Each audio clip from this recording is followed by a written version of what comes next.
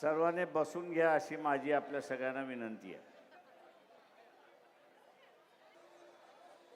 दोन भाग आपण केलेले आहेत. विशाल पावसे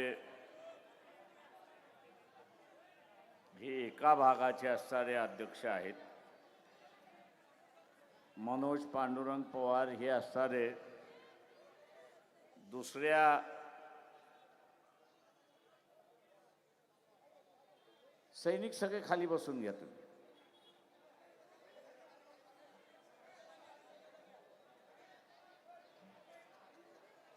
सगळे मोबाईलवाले खाली बसून घ्या. मोबाईलवाले खाली बसून घ्या.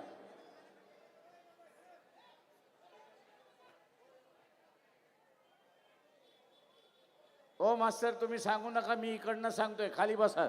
तुम्ही पहिल्यांदा खाली बसा.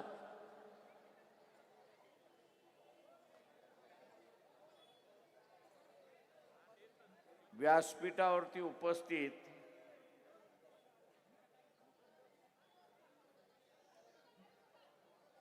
उल्हासनगर मधल्या सगळ्यांची नावं घेत नाही.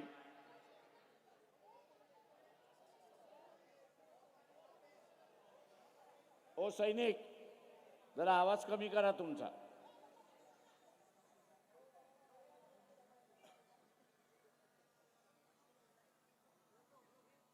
शेषराव वाघमारे महिलांच्या वतीने या ठिकाणी एकच नाव घेतोय. रेखाताई उबाळे मंचावरती असणारा उपस्थित उत्कर्षाताई रुपवते, त्याच्याच बरोबर असणारा अनिल जाधव, ज्यांनी आपल्या समोर असणारं मनोगत व्यक्त केले असे असणारे किसन चव्हाण, सन्मानित व्यासपीठ, उपस्थित बंधूंनो आणि भगिनींनो,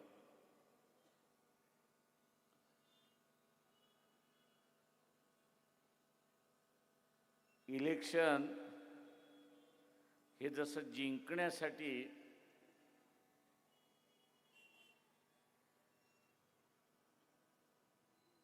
उपयोग केला जातो, वापर केला जातो, आणि त्यामार्फत लोकशाही ही अधिक रूढ होते अशी असणारी परिस्थिती आहे.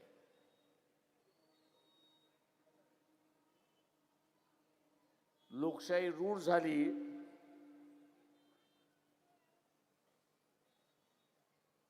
तर या देशाची व्यवस्था सुद्धा शांतता होईल अशी परिस्थिती आहे.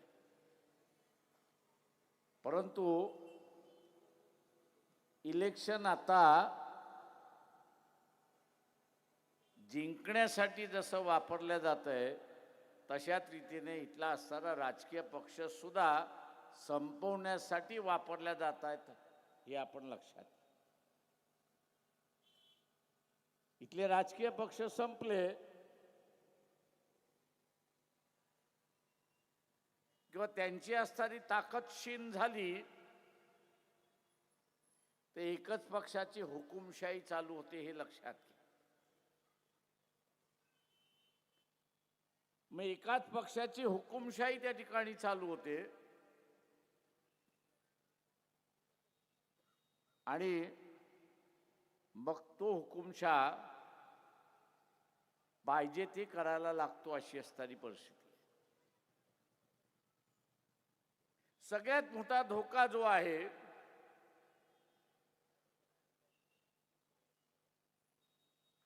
तो म्हणजे की इथलं संविधान बदललं पाहिजे.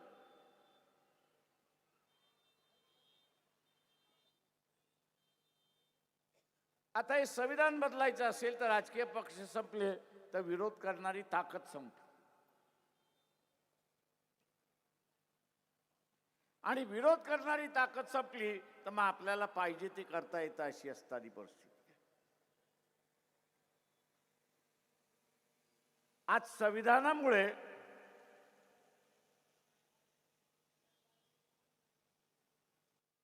मान सन्मान अधिकार हे शाबूत आहे. पोलिसाकडे जाता येतं, कोर्टामध्ये जाता येतं.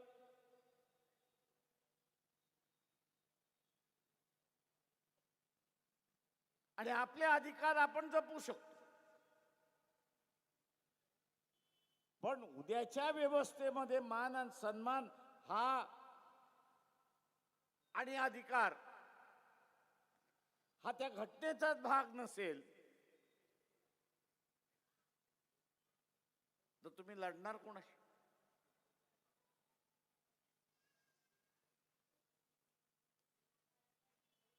तू लढणार कोणाशी? कोर्टात गेलात तर ते म्हणतील हा मूलभूत अधिकार नाही, त्याच्यामुळे असताना आम्ही काही करू शकत नाही.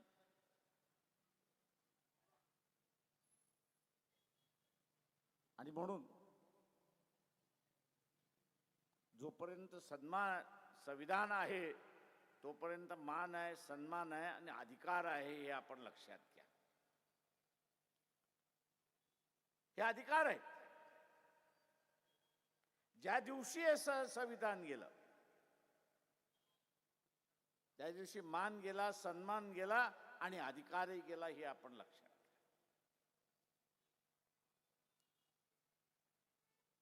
याची ना ही जुनी लढाई आहे. याची नाही जुनी लढाई. आपण नेहमी म्हणतो की आम्ही गुलामीमध्ये राहिलो.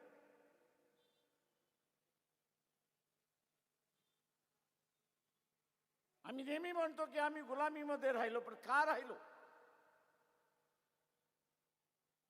राहिलो याच्यासाठी की इथला राजा हारला, ते त्या लोकातल्या त्या विभागातली लोकही हारली. तशी तलवारीचा अधिकार हा इथल्या क्षत्रियांना होता आणि इथला क्षत्रिय हारला की उरलेले सगळे हारले आणि ते गुलाम झाले, अशी असणारी परिस्थिती.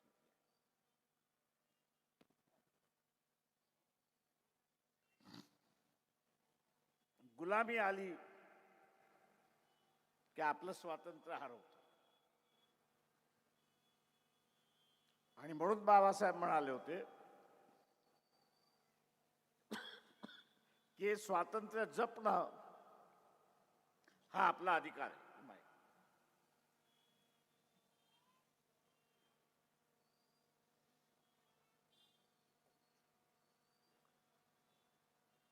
स्वातंत्र्य जपणं हा आपला अधिकार आहे आणि स्वातंत्र्य जपायचं असेल तर संविधान आपण जपलं पाहिजे, हे असताना लक्षात घ्या.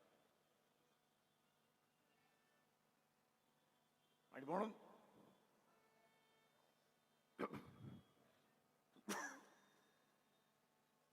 25 नोव्हेंबरच्या सभेमध्ये आपण RSSला आव्हान दिलं, मोहन भागवतांना आव्हान दिलं की तुमची जी काही घटना आहे ती लोकांसमोर आणा. काय नवीन सिद्धांत मांडलाय तो तरी आम्हाला कळू द्या.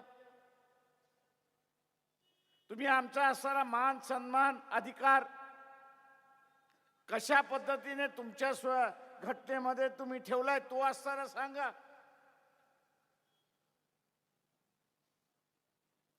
पण त्याचा आराखडा कुठेच बाहेर पडत नाही. त्याचा आराखडा कुठेच बाहेर पडत नाही. फक्त आम्ही बदलणार. हे जे गुलदस्त्यात आहे,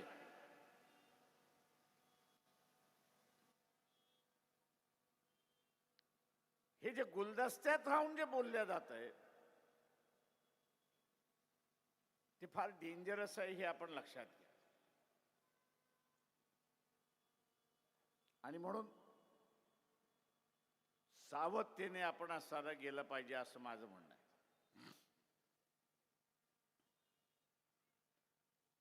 आज आपण बघत असाल की उत्कर्षदायींनी इथला असताना मुद्दा उपस्थित केला, वोट चोरीचा मुद्दा उपस्थित केला.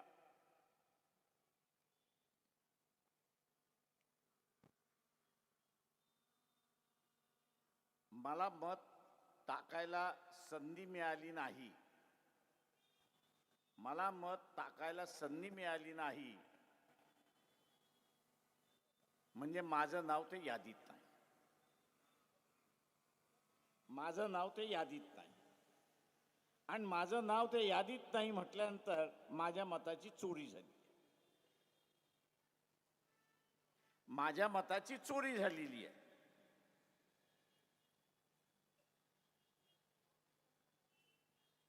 जिथे जिथे निवडणुका झाल्या,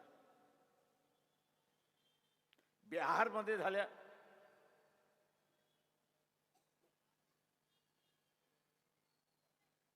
बिहारमधल्या असणाऱ्या किती जनतेने की मला मत टाकता आलं नाही किंवा माझं नाव नव्हतं असं किती जण म्हणाले. जेव्हा मत चोरी झाली आपण ज्यावेळेस म्हणतो त्यावेळेस मला सिद्ध करता आलं पाहिजे की या मतदारसंघातली एवढी माणसं होती की त्यांना मागच्या लोकसभेमध्ये त्यांनी मतदान केलं पण या लोकसभेमध्ये त्यांचं नाव आलं नाही, तर आपल्याला मत चोरी करतात. धांदली होते, नाही असं नाही.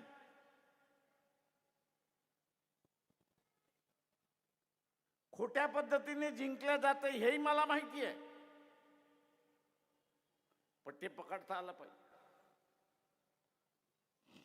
आणि म्हणून मागच्या महाराष्ट्राच्या निवडणुकीमध्ये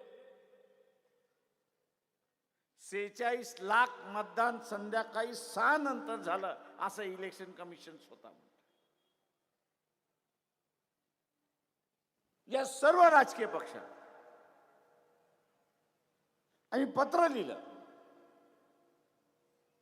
की संध्याकाळी बंद झाल्यानंतर मतदान घ्यायचं असेल तर इलेक्शन कमिशनच्या वतीने त्यांनी एक नियमावली निर्माण केली.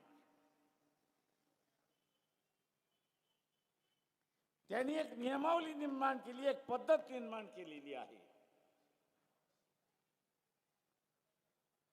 ती नियमावली पाळल्या गेली पाहिजे, त्याचा रेकॉर्ड मेंटेन केला पाहिजे, त्याचा रेकॉर्ड हा इलेक्शन कमिशन पुढे पाठवला पाहिजे.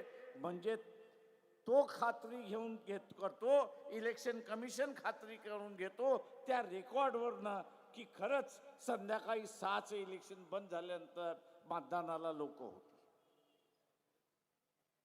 म्हटलं ते रेकॉर्ड आपण मागूया.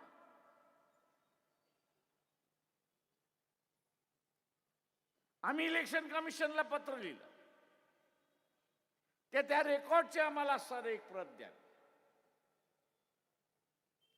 इलेक्शन कमिशनचं उत्तर आलं की आमच्याकडे रेकॉर्ड आलाच नाही. इलेक्शन कमिशनच म्हणतंय की तो रेकॉर्ड आमच्याकडे आला नाही आणि म्हणून आम्ही असं म्हणालो तर तुमच्याकडे रेकॉर्ड आला नाही तर हे 46 लाख मतदान खोटं आहे.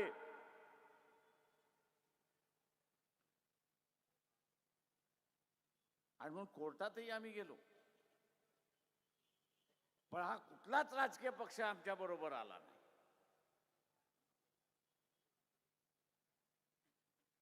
कुठलाच राजकीय पक्ष आला नाही. त्याचं कारण मोदी बसलेला आहे.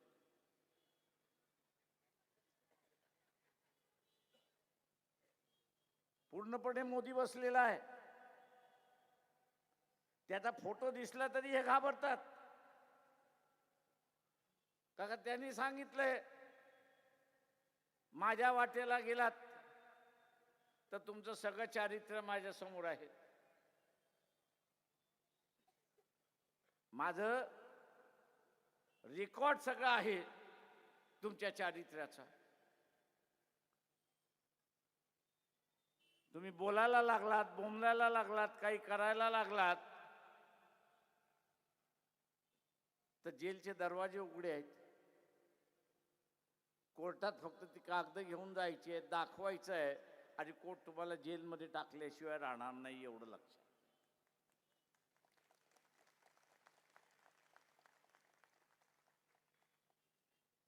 तेव्हा माझ्या विरुद्ध बोलायचं असेल तर जेलमध्ये जाण्याची तयारी ठेवा. आणि जेलच्या बाहेर राहायचं असेल तर गप्प बसा, खोट्या प्रश्नावरती लढा.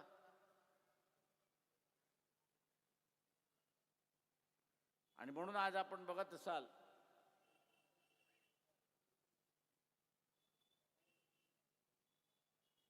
की बिहार सारख्या राज्यामध्ये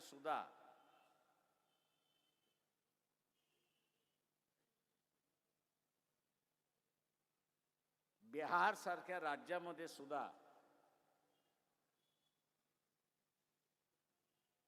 वेगवेगळ्या राज्यातून लोक गेली, गुजरातमधून गेले, महाराष्ट्रातून गेले, पंजाबमधून गेले. कोविडच्या कालावधीमध्ये त्यांच्या पायाला भेगा पडल्या होत्या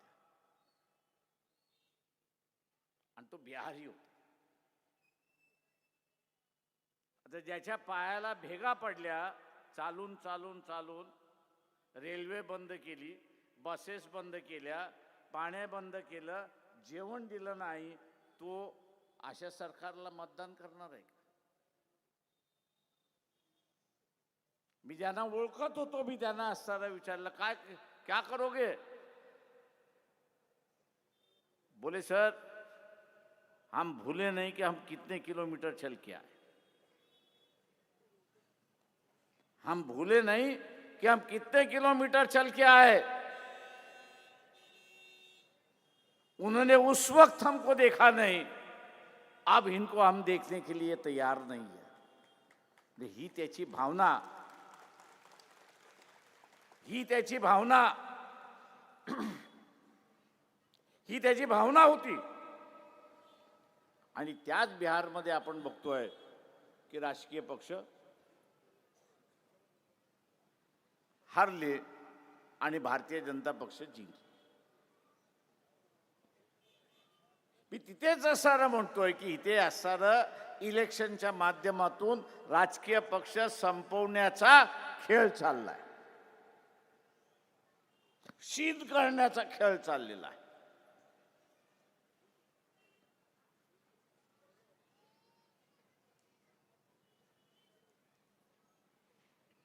आणि त्याचा परिणाम जो आहे तो इथे आपण भोगतो अशी परिस्थिती. आज काय सांगितलं जातं की आम्ही विश्वगुरू आहोत.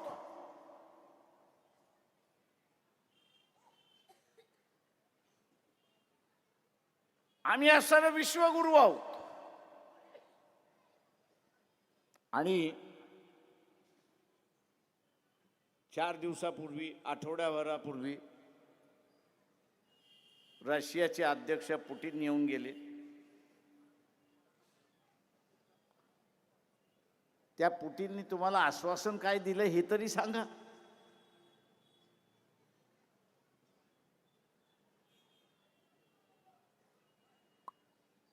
त्या पुतिनने करारनामे काय केलेत हे तरी सांगा.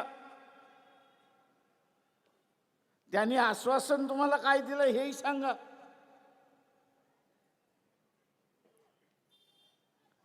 तो आला, 2 दिवस राहिला, विमानात बसला आणि परत गेला.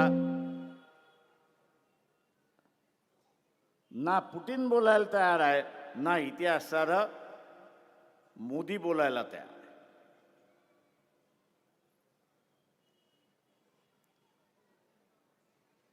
याचं कारण आहे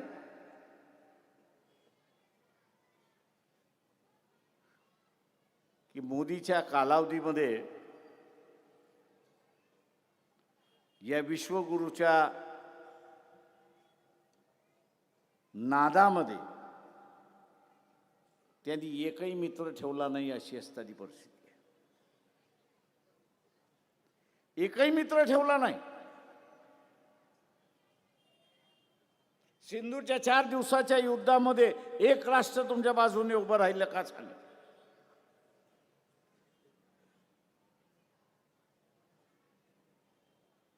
अजिबात नाही. 2-3 महिन्यामध्ये पुन्हा एक युद्ध होईल.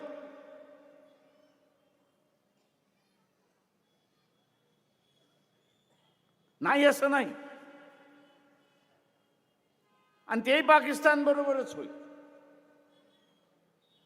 पण आज पाकिस्तानला हत्यार कोण देत आहे? ते इंग्लंड देतोय. हा डोनाल्ड ट्रम्पची भांडायला लागला म्हणून डोनाल्ड ट्रम्प त्याला अस्त्र देतोय. पुतीन येऊन गेला, त्याच्या अगोदर पुतीन म्हटला की आम्ही तुम्हाला अस्त्र शस्त्र देऊ. चायना तर बसलेलाच आहे त्या ठिकाणी शस्त्र घेऊन. म्हणजे एका वेळी 4 जणांशी तुम्ही लढणार आहात हे लक्षात घ्या.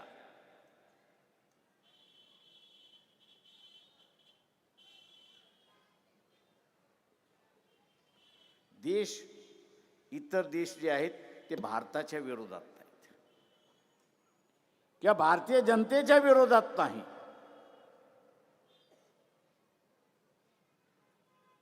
हे जे विश्वगुरूचं नाटक चाललेलं आहे, अहमपणा जो चाललेला आहे, माजोरी जी दाखवायला सुरुवात झालेली आहे, त्या माजोरीचा असणारा परिणाम आहे.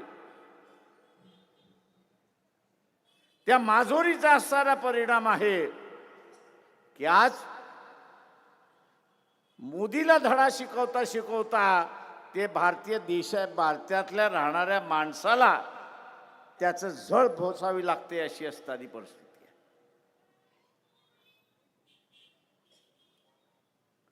इथला जो सनातनी आहे त्या आव्हान आहे त्यांना.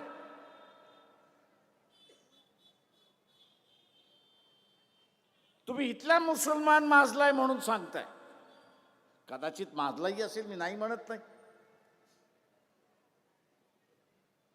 पण जग आता असताना पाकिस्तान मधल्या मुसलमानांना माजवतोय, त्याचं काय आहे?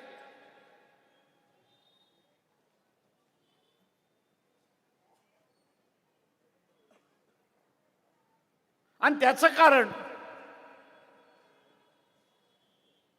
की आपण नेहमी म्हणतो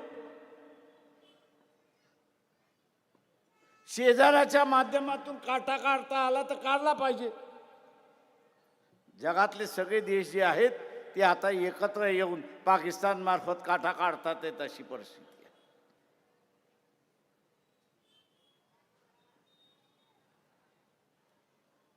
बिहारच्या निवडणुकीनंतर आता असणारा मोदींची भाषाच बदलली. मी जे काय करतोय त्याला भारतीयांचा पाठिंबा आहे.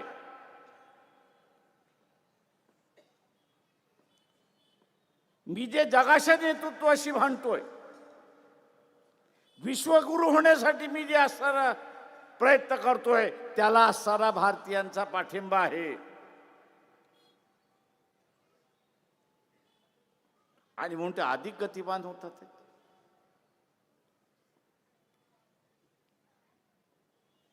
एक ऐतिहासिक सत्य आहे की जगामधल्या असणाऱ्या वेगवेगळ्या राज्यांमधली, देशांमधली लोकसंख्या ही कमी व्हायला लागते.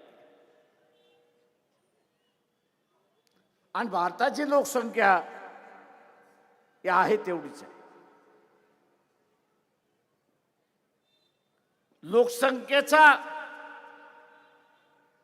लोकसंख्येचा अर्थ आपल्याला समजायचा असेल तर तो बाजारपेठेशी संबंधित आहे. जेवढी जास्ती लोक तेवढी असणारा मोठी बाजारपेठ, जेवढी कमी लोक तेवढी असणारी कमी बाजारपेठ, अशी असणारी परिस्थिती आहे. याचं डोनाल्ड ट्रम्प बरोबरचं भांडण काही आहे. डोनाल्ड ट्रम्प हाच म्हणतोय की भारतामधला असणारा अजून 47% लोक हे दारिद्र्य रेषेखाली आहेत. तुम्ही रशियाचं तेल विकताय, मान्य आहे आम्हाला, नाही असं नाही. पण वर्षभराला 40 ते 45 हजार कोटीचा नफा जो होतो, रशियाचं तेल विकून नफा जो होतो, हा नफा कोणाला जातो? भारताच्या तिजोरीमध्ये जातोय की रिलायन्सच्या तिजोरीमध्ये जातोय?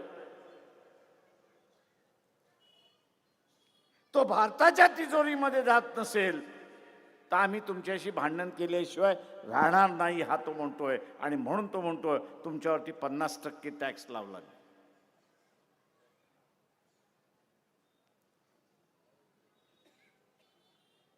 का 44,000 कोटीचा नफा रशियाचं तेल विकून जो होतोय तो भारताच्या तिजोरीत जात नाही आहे, तर तो रिलायन्स कंपनीच्या तिजोरीमध्ये जातोय. हे आपण सारं लक्षात घ्या. गरीब देशाच्या सामान्य माणसाला तुम्हाला सारं मदत करण्याची संधी असताना ती तुम्ही मदत करत नाही आहात, तर एका भांडवलदाराला अजून गब्बर काढण्याचा जो मोबदला लागलाय तो आम्ही सहन करणार नाही. आता हे भांडण आपल्या फायद्याचं आहे, मोदीच्या विरोधातलं आहे. काय का भारताच्या तिजोरीमध्ये ते 44,000 कोटी आले, तर आज 80 आणि 90 रुपयाचं लिटरचं असणारं जे डिझेल आहे ते 30 आणि 40 रुपयाला आपल्याला मिळालं, तर भाव कमी होतील की न होतील? 4 पैसे आपल्या खिशातले वाचतील की न वाचतील?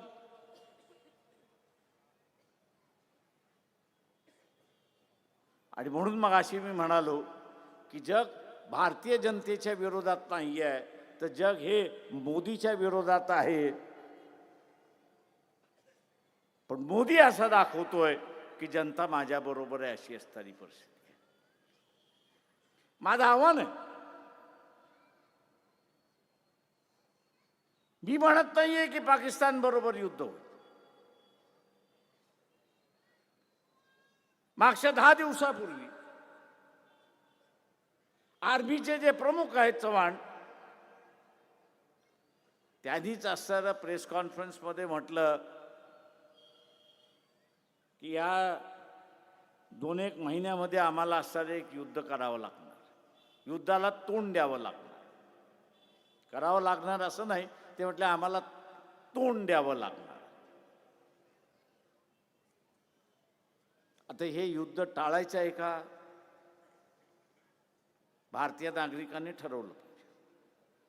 आणि विशेष करून इथल्या असणाऱ्या सनातन्यांनी ठरवलं पाहिजे की हे युद्ध तुम्हाला थांबवायचं आहे की करायचं आहे, अशी असणारी परिस्थिती आहे. हे युद्ध करायचं आहे की थांबवायचं आहे? थांबवायचं असेल तर आपल्या सगळ्यांच्या हातामध्ये, थांबवायचं असेल तर आपल्या सगळ्यांच्या हातामध्ये हत्यार आहे, हे लक्षात घ्या. मताचा हत्यार आहे. या मताच्या हत्याराने काय दाखवायचं आहे? या मताच्या हत्यारातून काय दाखवायचं आहे? आपल्याला एकच दाखवायचं आहे की आम्ही मोदींबरोबर नाही आहोत, त्यांच्या पक्षाबरोबर नाही आहोत. काय दाखवायचंय? काय दाखवायचंय की मताच्या स्वरूपामध्ये आम्ही मोदींबरोबर नाही आहोत, त्यांच्या भारतीय जनता पक्षाबरोबर नाही आहोत. जनतेने फारकत घेतली. ज्या दिवशी आपण हे केलं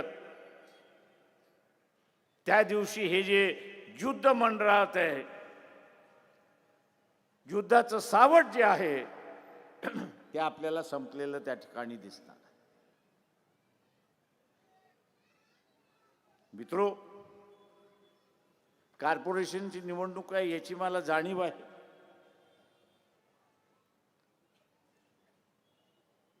पण मुंबईतला आजूबाजूचा असणारा जो परिसर आहे, मुंबई असेल, ठाणा आहे, उल्हासनगर आहे, कल्याण आहे, पिंपरी चिंचवड आहे, पुणे आहे, हा जो इलाका आहे,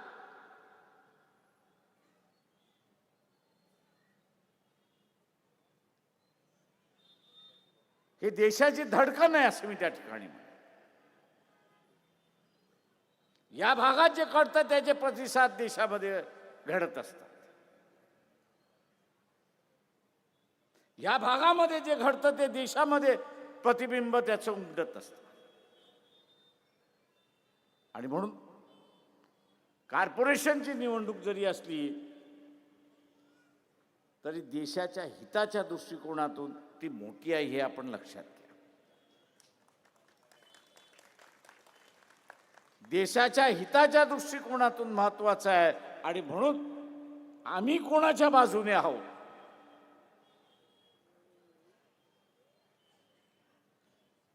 तर आम्ही या देशाच्या बाजूने आहोत आणि भारतीय जनता पक्ष आणि नरेंद्र मोदी यांच्या बरोबर आम्ही नाही आहोत हे दाखवणं आज गरजेचं आहे. तुम्ही दाखवलं नाहीत तर युद्ध आहे. तुम्हाला सामान विकत घ्यावं लागेल, हत्यारं विकत घ्यावी लागतील. पण पाकिस्तानला फुकट हत्यारं मिळणार आहे तशी परिस्थिती आहे. काय का जिरवायची, देशाची जिरवायची नाही आहे, मोदीची जिरवायची अशी परिस्थिती आहे. पण ती मोदीची जिरली त्याच्यात काय फरक पडत नाही, पण त्याचा परिणाम हा भारतीयांवरती होणार आहे, देशावरती होणार आहे हे आपण सारं लक्षात घ्या.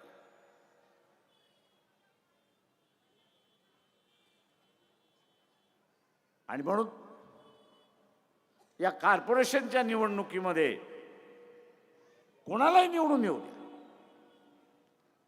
आपल्याला वाटत असेल की वंचित बहुजन आघाडी निवडून आली पाहिजे, वंचित बहुजन आघाडी निवडून आली पाहिजे, पण कुठल्याही परिस्थितीमध्ये मोदी निवडून येणार नाही याची खूणगाठ आपण त्या ठिकाणी बांधली पाहिजे.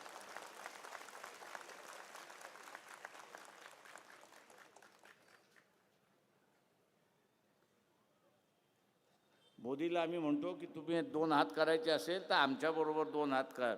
तो असणाऱ्या पोरांबरोबर काय 2 हात करतो.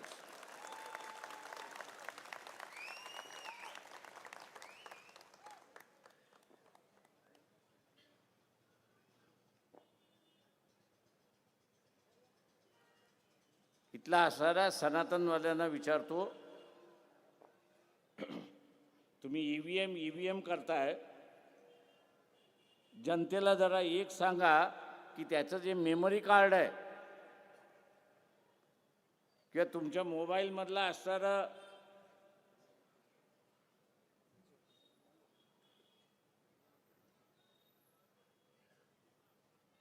जे कार्ड आहे, माहिती आहे एअरटेलचा असेल, रिलायन्सचा असेल, BSNLचा असेल, ते भारतामध्ये केल्या जातं की बाहेरून येतं.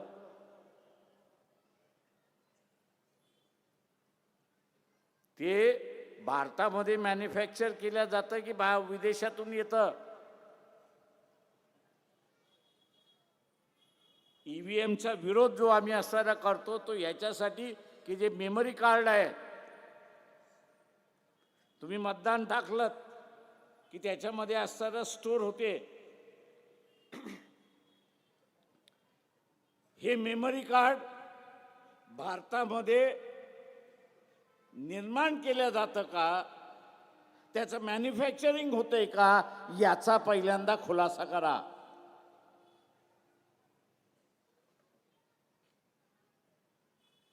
मी इथल्या असणाऱ्या जो IT चा विद्यार्थी आहे किंवा IT सेक्टरमध्ये जो काम करतोय, या सगळ्यांना माझी असणारी नम्र विनंती आहे की माझ्या ह्या प्रश्नाचं उत्तर मला देऊ नका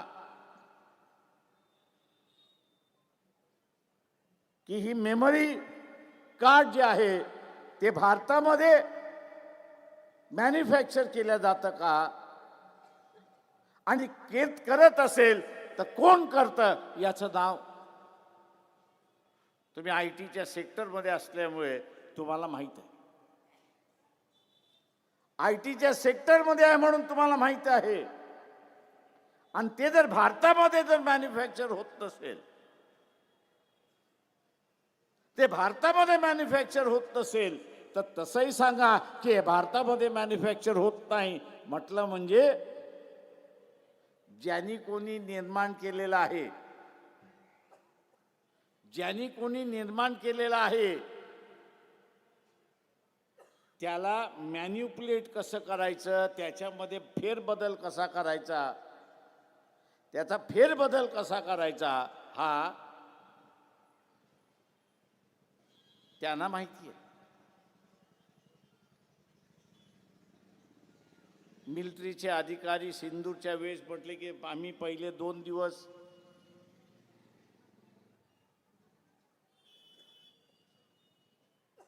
पिछाडी आमची झाली.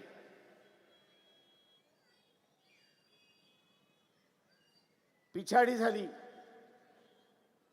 आता ही पिछाडी का झाली? तर आता ठिकठिकाणी आपण बघत असाल की कॅमेरा लावलेले आहेत.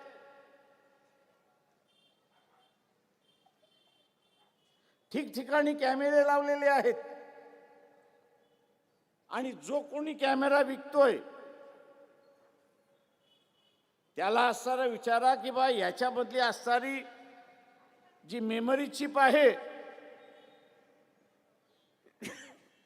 ही चायनाची आहे की नाही सांगा. ही मेमरी चिप चायनाची आहे की नाही सांगा. मोदीला अनेक जणांनी इशारे दिले होते. नुसते इशारे नाही,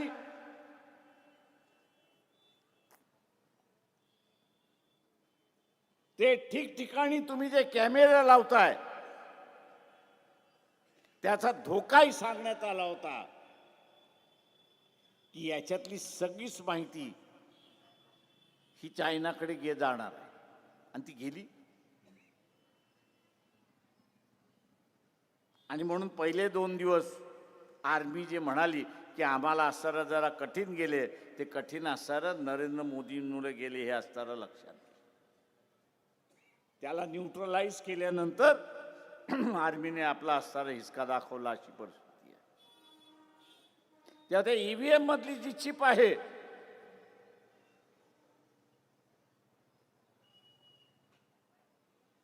ती पुन्हा लिहिल्या जाऊ शकते का याच्याबद्दल या सनातन्यांनी सांगितलं पाहिजे.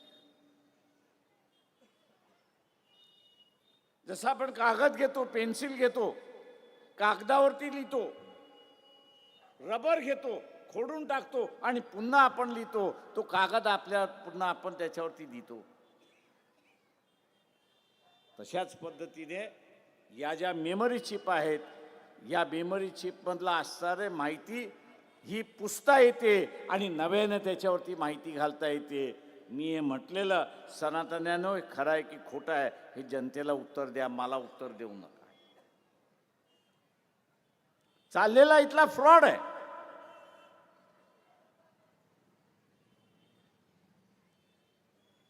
चाललेला हा सारा फ्रॉड आहे.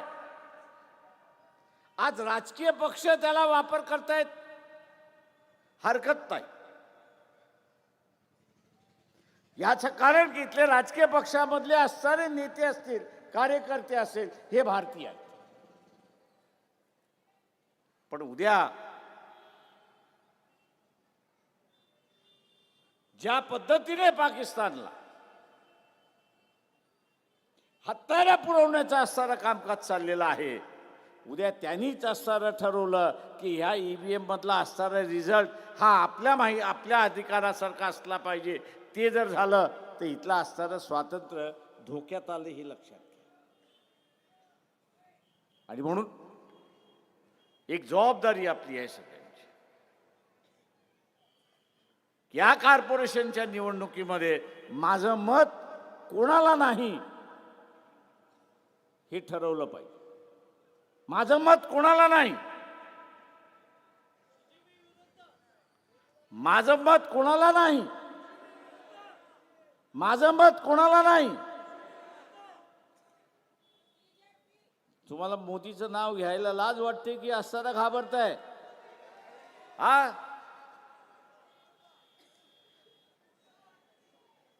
अरे राजा, मतदार हा राजा आहे. हात जर भित्रा असेल तर निवडून दिलेला प्रतिनिधी त्याच्यापेक्षा भित्रा असणार आहे.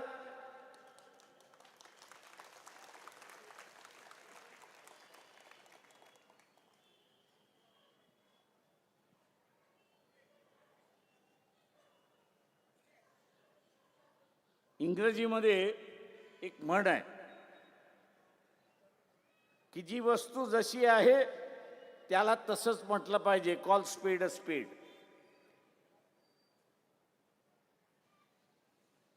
जी परिस्थिती आहे ती परिस्थिती आपण केली पाहिजे.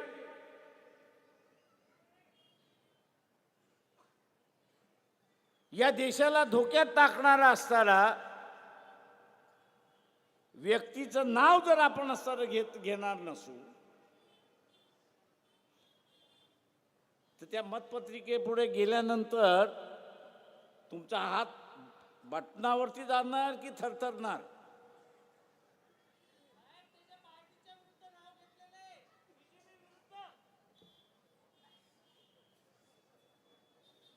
पण मोदीचं नाव घेतलेलं नाही अजून.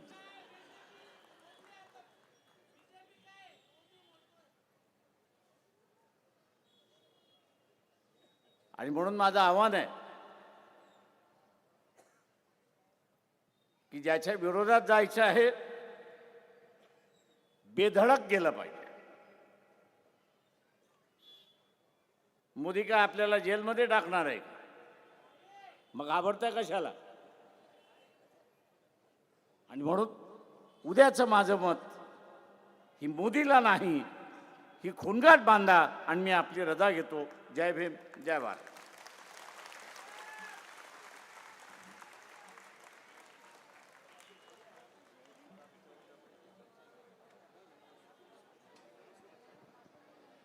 Good.